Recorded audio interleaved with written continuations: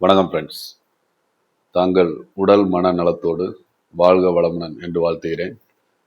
நிறைய சப்ஸ்கிரைபர்ஸ், ஜோதிட ஆர்வலர்கள் ஆயுள் அவமான ஸ்தானமாகிய 8ஆம் பாவத்தில் கேது இருந்தால் எந்த மாதிரியான பலன்கள் ஏற்படும் அப்படின்னு கேட்குறாங்க.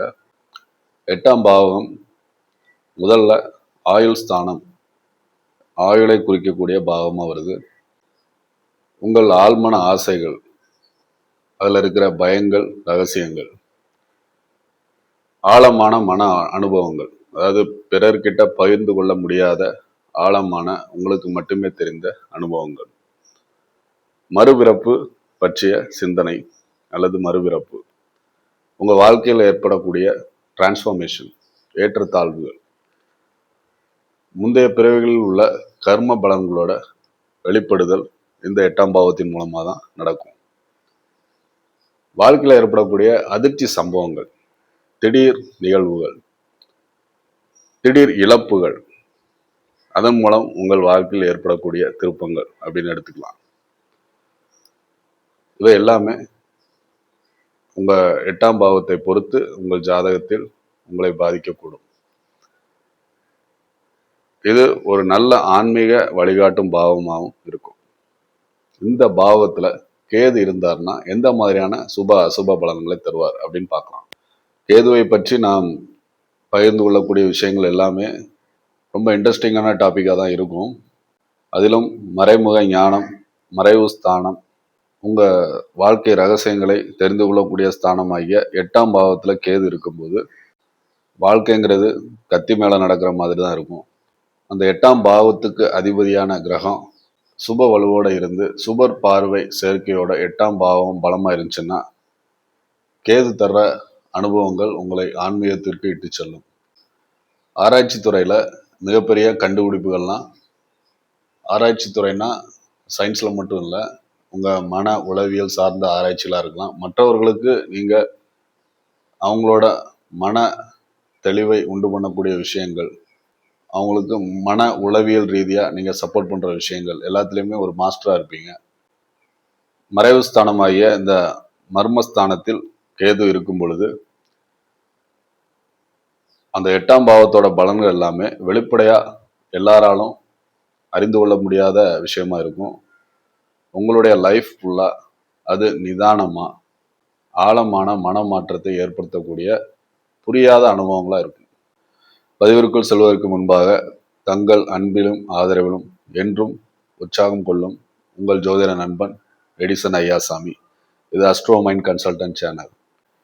கேது 8ஆம் பாவத்தில் இருந்தால் மட்டுமல்ல, நான் இப்போ சொல்ல போகிற விஷயங்கள் எல்லாமே உங்கள் வாழ்க்கையில் ஆல்ரெடி நடந்துக்கிட்டு இருந்துச்சுன்னா 8ஆம் பாவத்தில் கேது சம்பந்தப்படுறார், தொடர்பு கொள்கிறார் அப்படின்னு அர்த்தம். திருமணமான ஜாதகர்கள் உங்க வாழ்க்கை துணைக்கிட்ட ஏதோ ரகசியம் இருக்கு அப்படின்னு உணர்வீங்க. உங்க வாழ்க்கை துணைக்கிட்ட ரகசியம் இருக்கும். அப்படி இல்லைன்னா வாழ்க்கை துணையோட குடும்பத்துல ரகசியங்கள் இருக்கும்.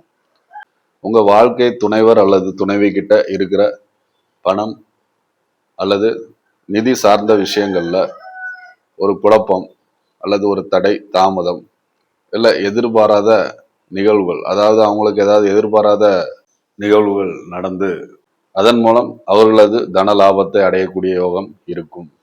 தொழில் சார்ந்த, உத்தியோகம் சார்ந்த விஷயங்கள்ல மறைபொருள் ஞானம், அறிவுகளை விளக்கக்கூடிய துறைகள்ல நீங்க பேராசிரியராகவோ ஒரு ஆளுமையாகவோ இருப்பீங்க. விசாரணை துறைகள்ல இருப்பீங்க. காவல்துறை, இன்கம் டேக்ஸ் டிபார்ட்மெண்ட்ஸ், திடீர் சோதனைகள் நடத்தக்கூடிய அதிகாரிகளா இருப்பீங்க. மருத்துவம் சார்ந்த துறைகள்ல, குறிப்பா அறுவை சிகிச்சையில எதிர்பாராத நிகழ்வுகள், ஆக்சிடென்ட்ஸ்ல துரித கதியில இயங்கி அதை சிகிச்சை அளிக்கக்கூடிய மருத்துவர்களா, அறுவை சிகிச்சை நிபுணர்களா இருப்பீங்க. ஆயுள் காப்பீடு நிறுவனங்கள்ல star health, life insurance, LIC இந்த மாதிரி பெரிய நிறுவனங்கள்ல பணிபுரியக்கூடிய ஏஜென்ட்டா இருப்பீங்க. உளவியல் மன ஆலோசகரா இருப்பீங்க. உங்க துறைகள்ல தொழில் மூலமாகவோ அல்லது உத்தியோகம் மூலமாகவோ வரக்கூடிய வருவாய் திடீர் வருவாயா இருக்கும். திடீர் இழப்புகளும் வரும். முன்பின் அடையாளம் தெரியாத நபர்கள் மூலமான ஆதரவுகள் அதிகமாக இருக்கும். இது எல்லாமே ட்ரேடிங், ஷேர் மார்க்கெட் இதுல பண முதலீடுகள் செய்து நிதி சார்ந்த விஷயங்கள்ல மிகப்பெரிய எழுச்சியும் வீழ்ச்சியும் அடையக்கூடிய நபர்கள் ஜாதகத்துல இந்த அமைப்பு இருக்கும்.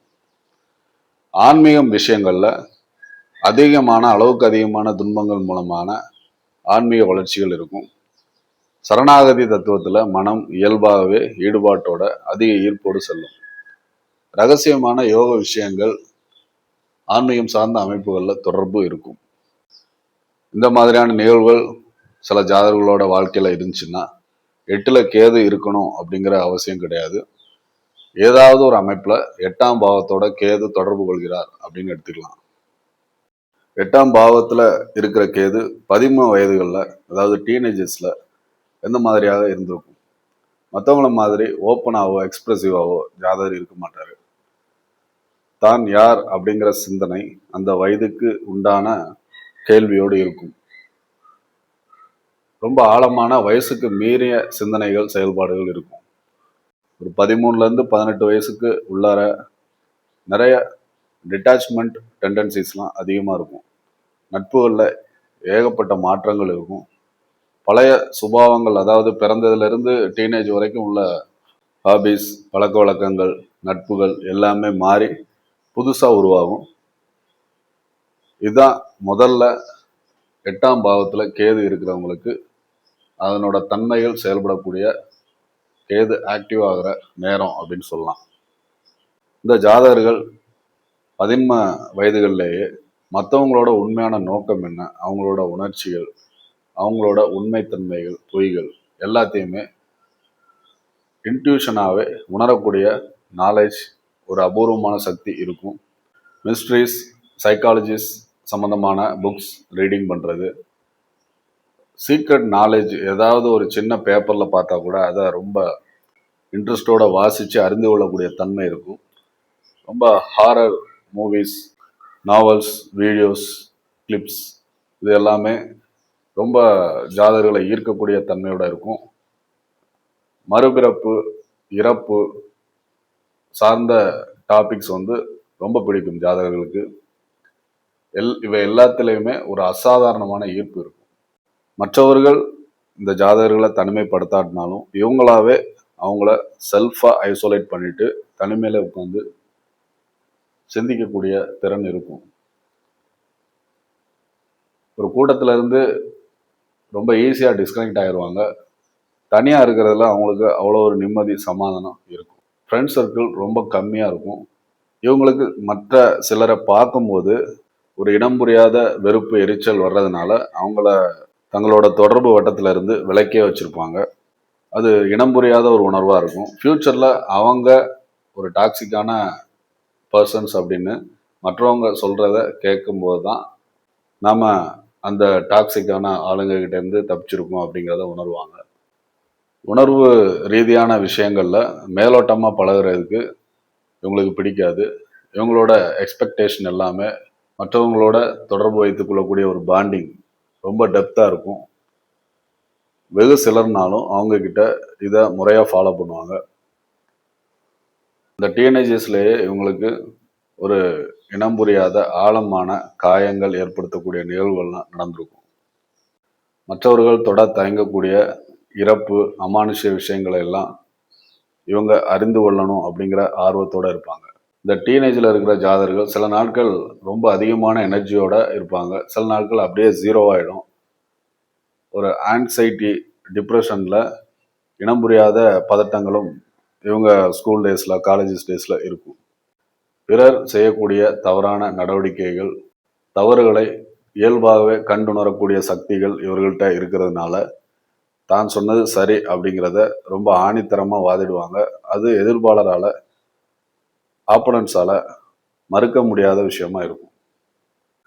குடும்பத்தில் பொறுப்புகளை கொடுக்கக்கூடிய நிகழ்வுகள் இல்லாட்டினாலும் ஜாதகர்கள் தங்களுடைய நடவடிக்கைகளாலும் சுய ஆய்வின் மூலமாகவும் சீக்கிரமே மெச்சூர்ட் ஆயிடுவாங்க. வழக்கமான அறிவை விட எக்ஸ்ட்ராடினரியான நாலேஜ் இருக்கும். எதையுமே பகுத்தறிஞ்சு புரிஞ்சுக்குவாங்க. சுதந்திரமான மனப்பான்மை இருக்கும். ரொம்ப ஆடம்பரம், மாயைகள் இல்லாத யதார்த்தத்தை காணக்கூடிய, தேர்ந்தெடுக்கக்கூடிய குணம் இருக்கும். இயற்கையிலேயே மனவியல் சார்ந்த உளவியல் சார்ந்த விஷயங்களுக்கு தீர்வு சொல்லக்கூடிய நபர்களா இருப்பாங்க. ரொம்ப குறைவா பேசுவாங்க. ரொம்ப அதிகமா தெரிஞ்சுக்கிட்டதுனால அவங்களோட வார்த்தைகள் குறைவா இருக்கும்.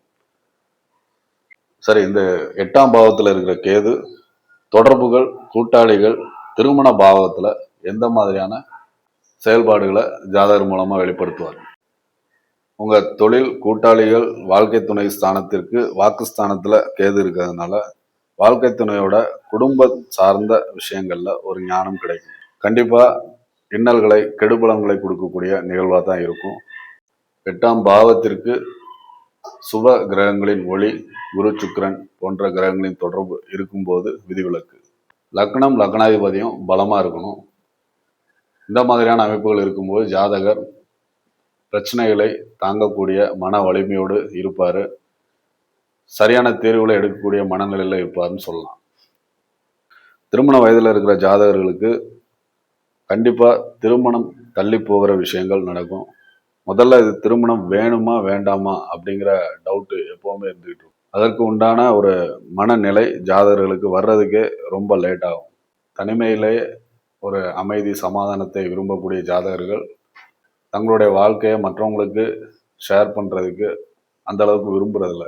ஜாதகர்களோட இந்த தன்மை திருமண முடிவை தள்ளி போடுறதுக்கு காரணமா அமையும். 8ஆம் பாவத்துல இருக்கிற கேது ஜாதகருக்கு நாம எடுக்கக்கூடிய இந்த திருமணம் சார்ந்த முடிவுகள் தவறா போயிருமோ, வாழ்க்கையோட சுதந்திரம் கெட்டு போயிருமோ போன்ற கவலைகள்லாம் தேவையில்லாத சிந்தனைகளை கொடுப்பாரு.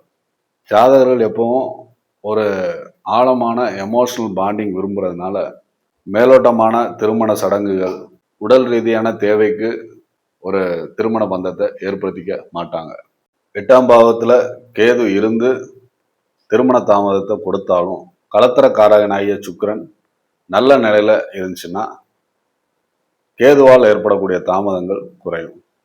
சுக்கிரன் லக்னத்திற்கு 7ஆம் இடத்துல 5, 9 ஆகிய மேலான சுப திரிகோண ஸ்தானங்கள்ல இருக்கும் பொழுது நினைத்ததை அடையக்கூடிய வெற்றி ஸ்தானமாகிய 11ல இருந்தால் கேதுவால் ஏற்படக்கூடிய தாமதங்கள் விலகி சீக்கிரமே திருமண வாழ்க்கையில் நுழையக்கூடிய சந்தர்ப்பங்கள் உருவாகும். மேலான சுபர் குருவோட பார்வை கேதுவுக்கு இருக்கும்போது கேதுவால் ஏற்படக்கூடிய குழப்பங்களை நீக்கி ஜாதகருக்கு தெளிவான மனநிலையை குரு மூலம் பெறுவார். கேது தசாபுக்திகளோட தாக்கம் நிறைய குழப்பங்களையும் தாமதத்தையும் மாற்றத்தையும் ஜாதகருக்கு கொடுக்கும். ஆனாலும் குரு, சுக்கிரன், வளகுலை சந்திரன் ஆகிய சுப கிரகங்களை அனுசரித்து ஜாதகரோட லக்னம், லக்னாதிபதி பலம், பலவீனத்தை பொறுத்து யோக தசாபுக்திகளில் ஜாதகர் திருமண வாழ்க்கையில் நுழைவார் அப்படிங்கிறத கணக்கிடலாம். 8ஆம் பாவ கேது ஆரம்பத்தில் நிறைய சோதனைகளை கொடுத்தாலும் கேது தான் இருக்கும் பாவகத்தை சுத்திகரிக்கக்கூடிய ஒரு கிரகமாக இருப்பார். அதனாலேயே கடைசி நேரத்தில் மாப்பிள்ளை பெண்ணோட குணம் சரியில்லை, ஃபேமிலி சரியில்லை அப்படின்னு நின்று போகிற திருமணங்களும் இருக்கு. அவங்க திருமண வாழ்க்கையில நுழைந்து வருட கணக்கில் அவதிக்குள்ளாகாம அந்த கேது தடுப்பார். பொருத்தமில்லாத வாழ்க்கை துணையை அந்த 8ஆம் பாவ கேது தவிர்த்து விடும். அதே போன்று ஆரம்பத்தில் இல்லாவிட்டாலும் இறுதியில் ஒரு உண்மையான ஆன்மீக வழியை நாடக்கூடிய ஒரு பொருத்தமான வாழ்க்கை துணையை கேது ஜாதகருக்கு தேர்ந்தெடுத்து அமைத்து கொடுப்பார். இங்க சில நிலைகள்ல கேதுவோட 8ஆம் பாவக இருப்பு திருமணத்துல எந்த வயது வரை ஒரு தாமதத்தை கொடுக்கும் அப்படின்னு பார்க்கலாம். வெறும் தனித்த கேது மட்டும் 8ஆம் பாவத்துல இருந்துச்சுன்னா ஜாதகர் ஒரு 27ல இருந்து 32 வயதுக்குள்ள திருமண வாழ்க்கையில் நுழைவார்னு சொல்லலாம். அதே கேது சனி, செவ்வாய் போன்ற பாவ கிரகங்களோட பார்வையோ சேர்க்கையோ இருக்கும்போது ஒரு 30ல இருந்து 35 வயது வரைக்குமே அது நீட்டிக்கும். குரு, சுக்கிரன், வளர்பிறை சந்திரன் ஆகிய சுப கிரகங்களோட ஒளியை பெறும்பொழுது மிக குறைந்த தாமதத்தை கொடுக்கக்கூடிய ஒரு 28, 29 வயதுகளிலேயே ஜாதகர் இல்வாழ்க்கையில நுழைஞ்சுவார். சுப கிரகங்களின் ஒளியை பெற்ற 8ஆம் பாவத்தில் இருக்கிற கேது இயல்பான தாமதத்தை ஒரு 31 வயதுக்கு உள்ளாராகவே ஜாதகருக்கு திருமண யோகத்தை கொடுத்துவார். நீச்ச கிரகங்களோட வீடுகளில் அமர்ந்து பாப கிரகங்களோட அசுப ஒளியை வாங்கும் பொழுது வாழ்க்கை துணையை தேர்ந்தெடுக்கும் முடிவுகளில் குழப்பத்தையும் தவறான முடிவுகளையும் கொடுத்து இல்வாழ்க்கையில் சோதனைகள் நிறைய உண்டு பண்ணி அதன் மூலம் வாழ்க்கை பாடத்தை ஜாதகருக்கு கற்றுக் கொடுப்பவராகவும் இருக்கிறார். நண்பர்களே, இந்த பதிவில் ஜாதகரின் 13 வயது மற்றும் திருமண வயதில் ஏற்படக்கூடிய அனுபவங்களை நாம் பகிர்ந்துள்ளோம். மீண்டும் அடுத்த பதிவில் 8ஆம் பாவத்தில் இருக்கிற கேது உத்தியோகம் தொழில் சம்பந்தமான விஷயங்கள்ல எந்த விதத்தில் தாக்கங்களை ஏற்படுத்துவார் அப்படின்னு பார்க்கலாம். பதிவு பிடிச்சிருந்துச்சுன்னா லைக், சப்ஸ்கிரைப் பண்ணுங்க. 8ஆம் பாவத்தில் கேது அமையப்பெற்ற ஜாதக நண்பர்கள் தங்கள் அனுபவங்களை, தாங்கள் இதுவரை வாழ்க்கையில் சந்தித்திருக்கும் நிகழ்வுகளை கமெண்ட்ல தெரிவிக்கலாம். ஆதரவு அளிக்கும் உங்கள் அனைவருக்கும் எனது மேலான நன்றிகள். வாழ்க வளமுடன்.